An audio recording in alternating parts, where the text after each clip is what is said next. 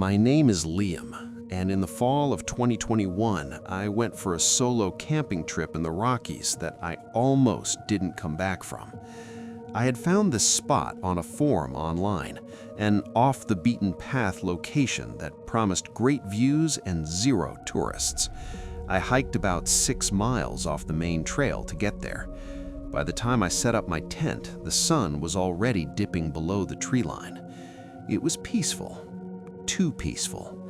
Usually, at dusk, the woods come alive with sounds, birds, squirrels, wind, but here it was dead silent. The air felt heavy, like the pressure drop before a thunderstorm. I made a small fire and ate my dinner. Around 9 p.m., I decided to put out the fire and get some sleep. As I was kicking dirt onto the embers, I heard it. It came from directly behind me, maybe 20 feet into the darkness. I spun around, shining my headlamp into the trees. "Hello?" I called out. "Hello?" It sounded exactly like me. Same pitch, same inflection.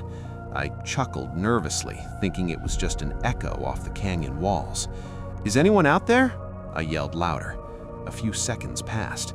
"Is anyone out there?"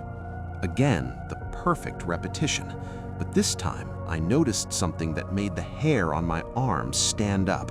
The echo didn't sound distant, it sounded close, and it sounded wet, like whatever was speaking had too much saliva in its mouth. I grabbed my hiking knife. "Okay, very funny, come out." Silence. No echo this time. I stood there for 10 minutes, scanning the woods. Nothing.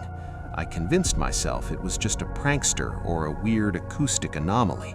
I crawled into my tent and zipped it shut. I didn't sleep. I lay there in my sleeping bag, gripping the knife, listening. Around 2 a.m., I woke up from a light doze. I heard breathing. It wasn't coming from inside the tent. It was coming from right outside. Whatever it was, its face was pressed against the thin nylon fabric of the tent, just inches from my head. I stopped breathing. I stared at the wall of the tent. The moon was bright enough that I could see a shadow, a human-shaped shadow. It was crouching right next to me. Then it spoke, but it didn't use its own voice. It used mine. "Is anyone out there?" It whispered. My blood turned to ice. It was replaying what I had said hours ago, but it wasn't mocking me. It sounded like it was practicing. Then it tried again. "Hello, Liam." I hadn't said my name. I had never said my name out loud. Panic took over. I knew if I stayed in that tent, I was going to die. The car was 6 miles away.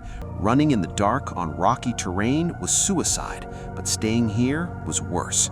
I slowly unzipped the other side of the tent, the side facing away from the shadow. The breathing stopped. I burst out of the tent and sprinted. I didn't grab my gear, I didn't grab my shoes. I ran in my socks. As soon as I hit the tree line, I heard a scream. It wasn't a human scream. It sounded like a mountain lion, but distorted, like a recording played backwards. I ran until my lungs burned.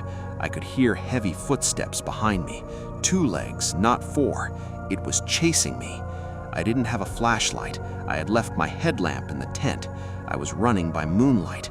I tripped over roots, slammed my shin against rocks, but I kept moving. After about a mile, the footsteps behind me stopped, but then I heard the voice again. It was coming from ahead of me, deeper in the woods. "Help me! Help me!" It was my mother's voice. My mother has been dead for 5 years. I didn't stop. I knew it was trying to lure me off the path. I veered right, scrambling down a steep embankment toward the river. I knew the river led back to the main road. I waded into the freezing water. The current was strong, but I let it carry me downstream, hoping the water would hide my scent or my tracks. I floated for what felt like an hour, shivering uncontrollably. Finally, I saw the bridge of the main road. I crawled up the bank, soaking wet and hypothermic. A passing trucker saw me waving on the side of the road and picked me up. I looked insane. No shoes, torn clothes, bleeding feet. I told the police about a crazy man in the woods. I didn't tell them about the mimicking. I didn't tell them about my mother's voice. I knew they wouldn't believe me. Rangers went up there the next day to retrieve my gear. They found my tent. It had been shredded, not cut with a knife, shredded like a wild animal had torn it apart. But inside the tent, all my stuff was gone. My sleeping bag, my backpack, my clothes. And in the dirt, right where the tent entrance had been, they found footprints. They looked human, but they were wrong. The toes were too long, and the stride was impossible. The distance between steps was almost 7 feet. I don't hike anymore, and I don't like silence, because when it gets too quiet, I start to hear voices, and sometimes I hear my own voice whispering from the dark corners of my room, asking if anyone is out there.